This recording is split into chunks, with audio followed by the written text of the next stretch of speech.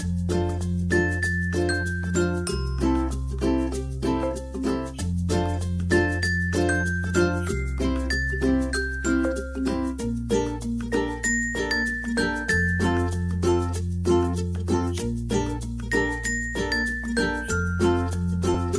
there, fearless gamers.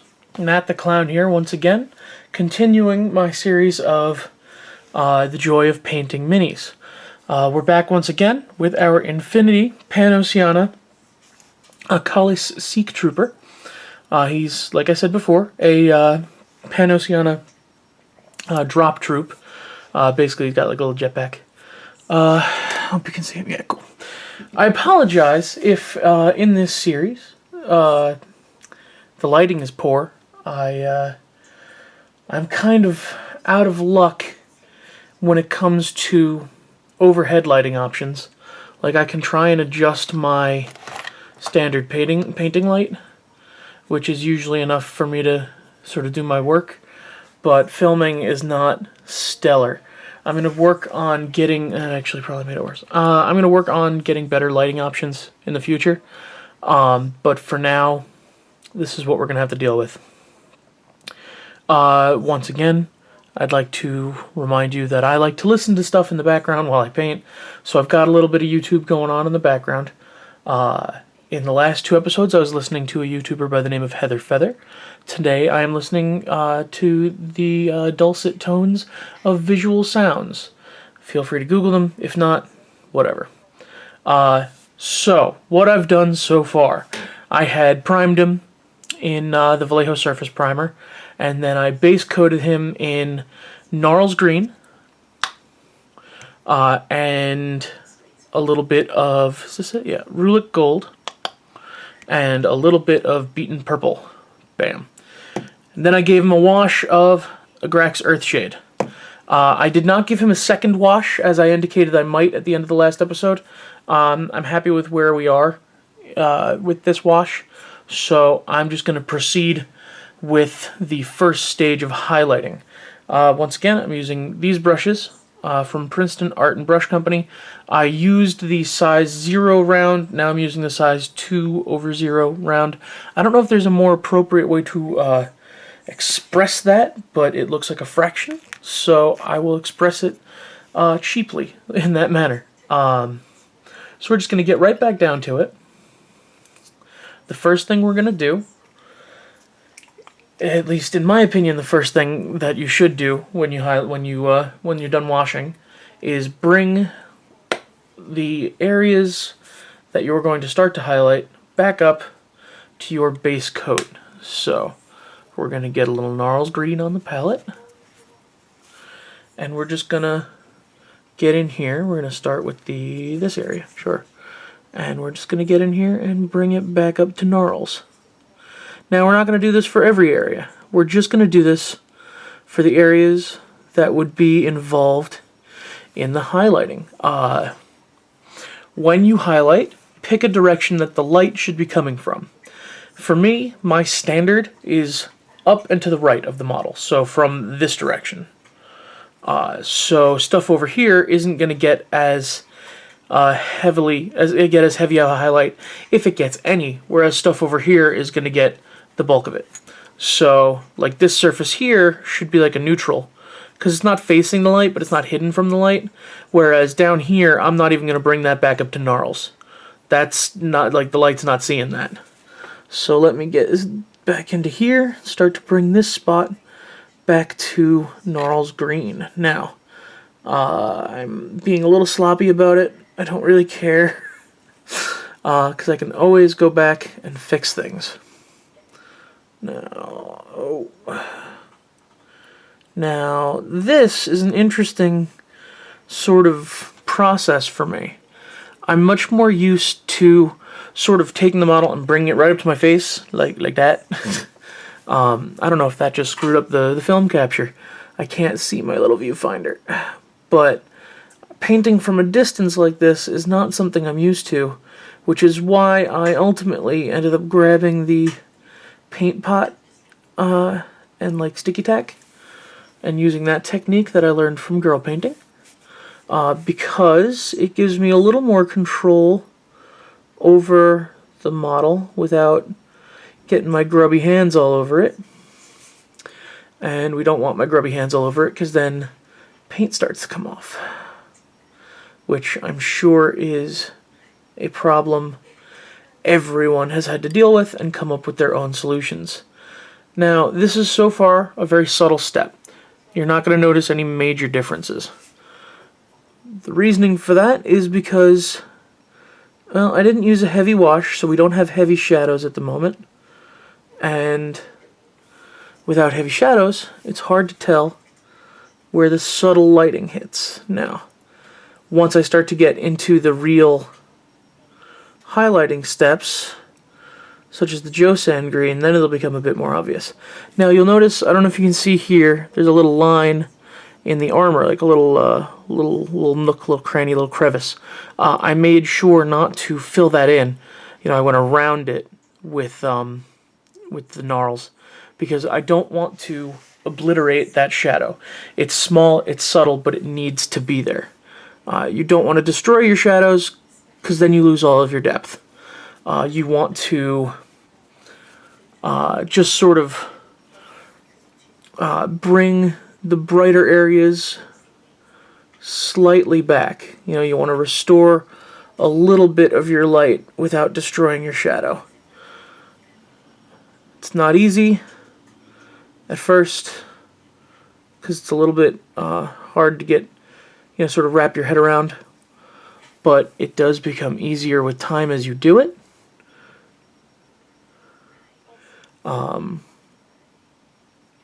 I know I'm probably not explaining it all that well. I know that my fiance doesn't really understand. Well, it's not that she doesn't understand. I'm doing a poor job of explaining the process to my fiance. She's at the highlighting stage for many of her Infinity models, and she's having a little trouble sort of grasping what she's having a little trouble picking up what I'm putting down, as it were, which I put on me because I am probably not a great teacher. Yeah, I kind of screwed that up a little, but whatever. I can always go back and fix it. I'm just going in and picking up the high areas with the gnarls, trying not to compromise my shadows in the process. I don't know if you can see. Let me... Okay, good, you can see.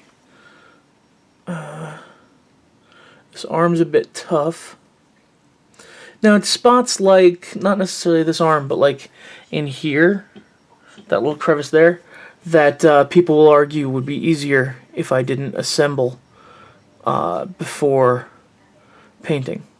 They're not necessarily wrong. Like I mentioned in one of the last episodes, my argument is that you don't need that to be perfect, because it's so hard to see and so hard to get in there that it doesn't really matter. Like, I might go in there with more wash, actually, now that I'm looking at it, but I'll do that off camera if I do it.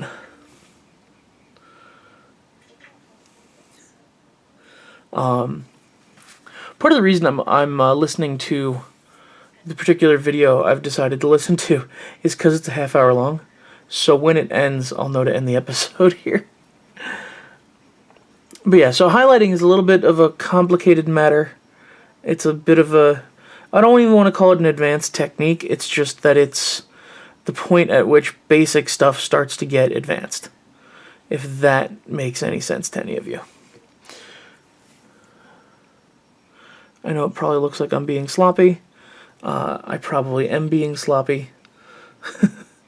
Like I said, I'm still getting used to painting in this particular setup. Like, you know, I got the camera here, which is a bit new for me, and I've got the weird angle to hold my models to worry about. So I'm not really doing it the way I am used to, and thus I'm probably messing it up. Oh, man.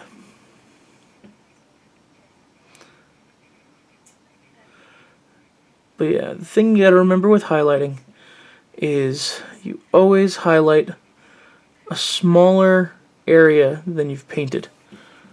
That way you preserve your shadows.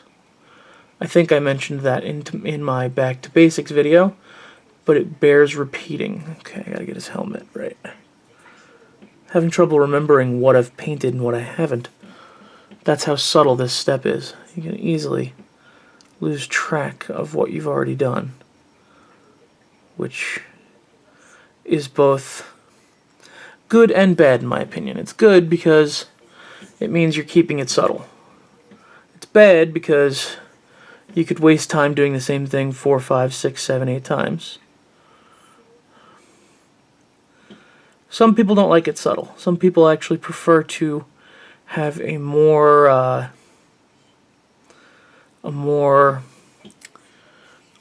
drastic sort of highlighting or color scheme in general, really, not just in highlighting. You know, with the standard GW edge highlights and all that stuff. If that's what you're into, go for it. I'm not going to hold that against you.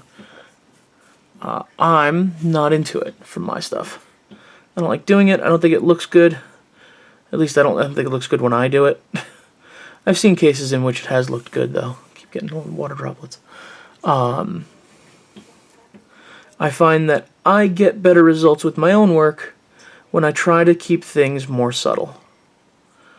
Now, I'm painting his tummy area, and remembering that I had intended on going back in. I don't know if you can see, he's got some armor edges that I'd like to go in and sort of get with the gold. I'm trying to remember what I did here. Get back in here with this. Not picking up enough paint. Always load your brush with paint if you can.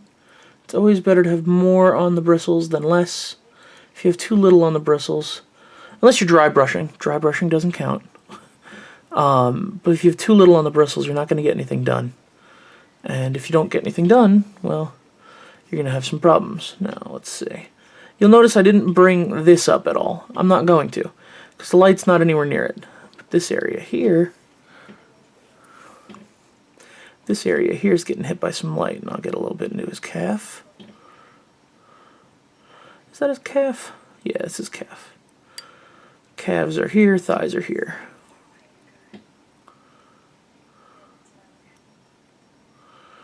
There we go. I gotta get this foot too.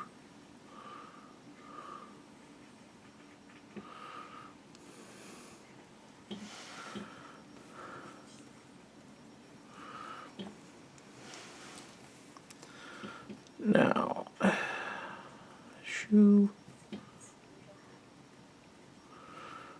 Now, if you don't want to do the highlighting step, if you want to just call it a day after the wash step, or whatever your equivalent might be, there's nothing wrong with that. A lot of people will just hit it with a wash, bring out their shadows, and call it a day. There ain't nothing wrong with that. It's up to you how far down this rabbit hole you want to go. Okay. So I've brought the green back up to a level that I'm happy with. So I'm going to wash my brush in the brush cleaner that I mentioned in my Back to Basics, the Masters brush cleaner. I find that it's best to give it a quick wash between colors, both for the sake of your color integrity, as it were, and for the sake of the brush. Nothing wrong with washing it more often than not. I keep putting my arm in front of the camera to grab my paper towels. I hope you guys don't mind. And bam, nice and clean. So, let's keep going. Switch over to the Roulet Gold and bring the gold back up a little bit. Now, this might take a little while. Maybe not, well, maybe not necessarily a little while, but it'll take longer than the green did. Why? Because, like I mentioned in, I think, the first episode of this particular painting series, the metallics for the P3 range are not that great. As a result, excuse me, as a result, more layers are needed. Now, I'm going to be super careful, because these gun details, they're just going to get away from me. I just know it. These gun details are so subtle, and they have such small crevices that I could just easily destroy them. And I don't want to destroy them, because the details are so important for these tiny models. Details are why we're here, ultimately. Now, let me get a little bit on the top of the gun. I'm trying to like almost dry brush it on this gun, because these details are so small, so fine. But the way these metallics work, it's very difficult to actually dry brush. So I've just got to be very careful and very ginger with it. Now I'm only bringing up this side of the gun. I'm not going to bring up this side, because this side doesn't see the light. I might do it for his shoulder, at least a little bit on the top, but I'm not going to do it for both sides of the gun. It's just not how the light's going to work. So the gun's going to be a little bit easier for me to highlight, because I'm going for a bit more contrast in it. Let me get his foot. Let me get this knee pad. Let me get this foot. Get the top of this gun.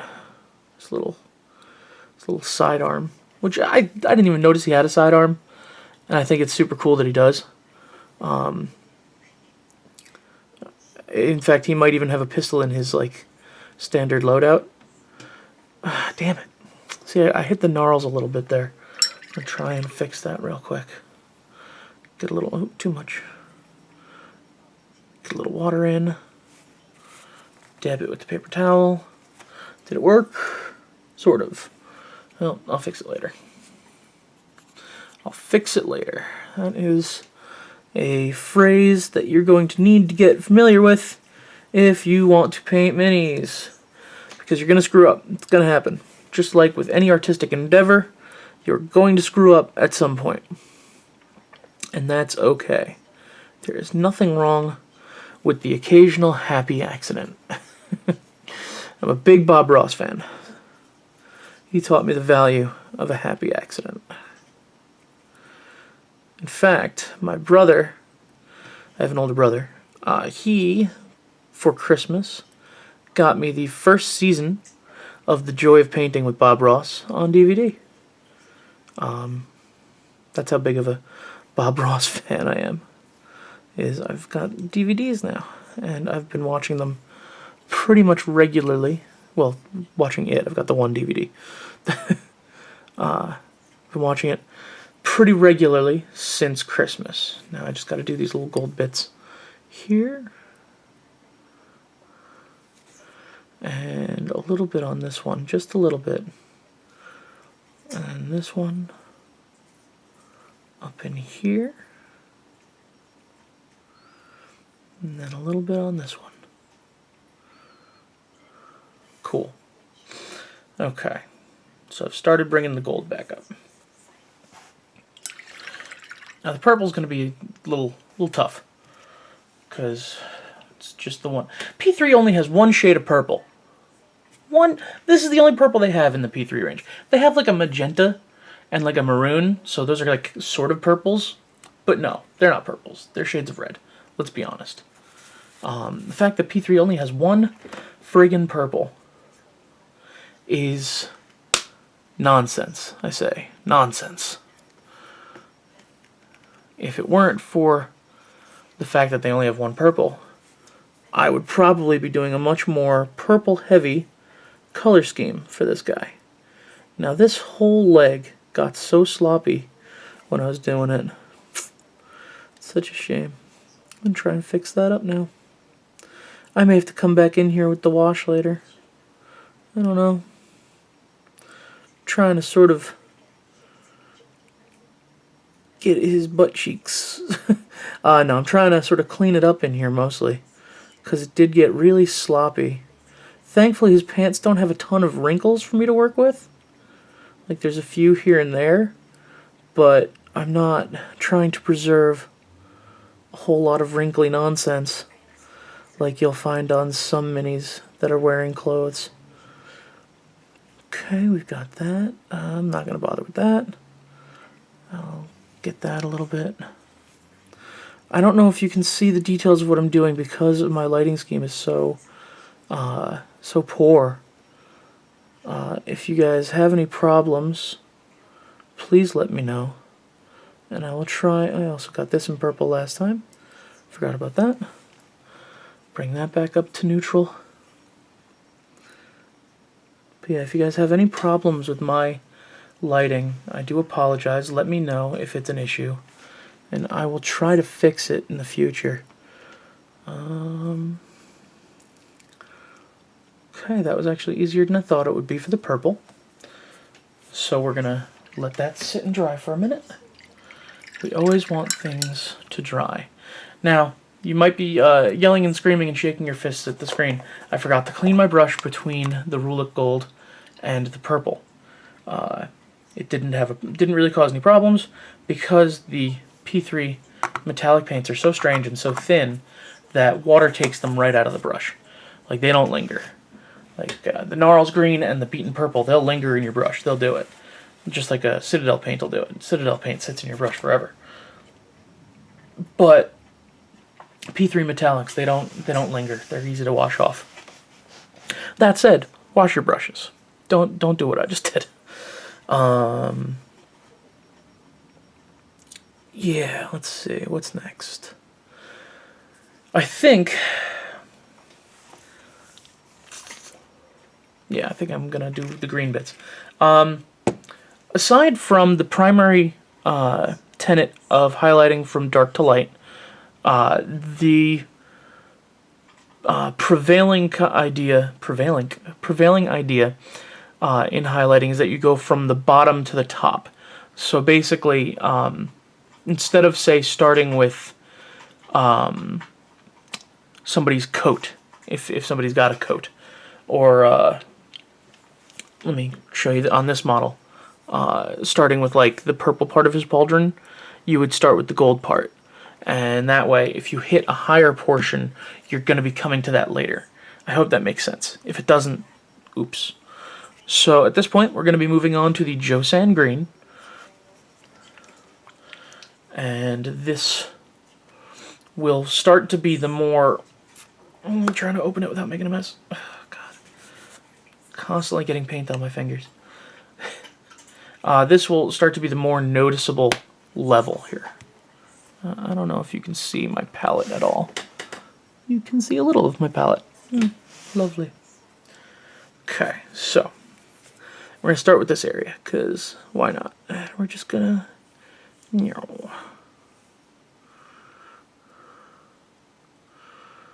At this point, starts to make me look like a hypocrite. Because right now, the difference is unbelievable. But this area is a bit more flat, a bit more squared off. So if you were to look at something of this shape in lighting, things that, like this area, there would be that intense level of contrast between the colors. It's how flat planes work in real life when it comes to being lit. So these little bits make me look like a hypocrite, because I was just talking about stark contrast not being my jam. But yeah, that's just how it is. So on this one, I'm not even going to hit that with the Josan. Maybe I'll do like a very light shade and light coat of it later. I don't know. In doing this, I realize I'm going to have to grab another level of green highlighting for the parts that are really super high up. I'll probably do a 1-to-1 mix of Josan green and some other green, like maybe the Necrotite green. But I will show that off at the beginning of the episode in which I actually do it. Now, here we go. Just sort of do that.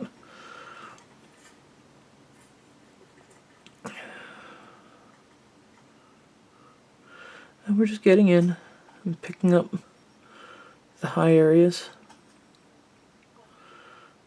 Get his fingers.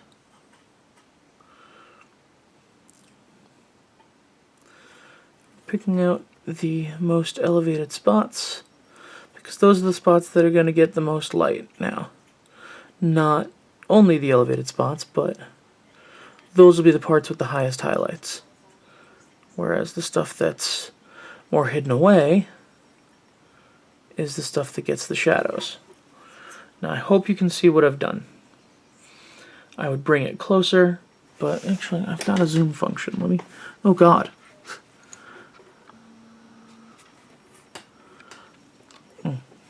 Sort of.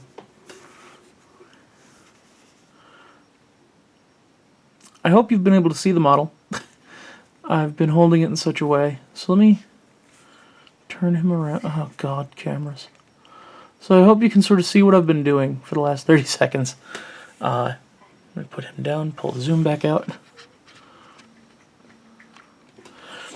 I lost track of where my camera was pointing. I apologize for that. How far in are we here? 26, okay. So I got a few more minutes. So yeah, pick out the highest, the most elevated portions, and that's where your highlights will lie.